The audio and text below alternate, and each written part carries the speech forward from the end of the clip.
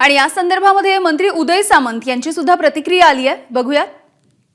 यामध्ये काय नाविन्यपूर्ण आहे असं मला वाटत नाही, कारण लोकसभेला जो काय फेक नरेटिव्ह सेट करून आमच्यावर आक्रमण करण्याचा प्रयत्न केला होता तो फुगा आम्ही विधानसभेमध्ये माननीय देवेंद्रजी, एकनाथ शिंदेसाहेब आणि अजितदादांच्या नेतृत्वाखाली फोडला।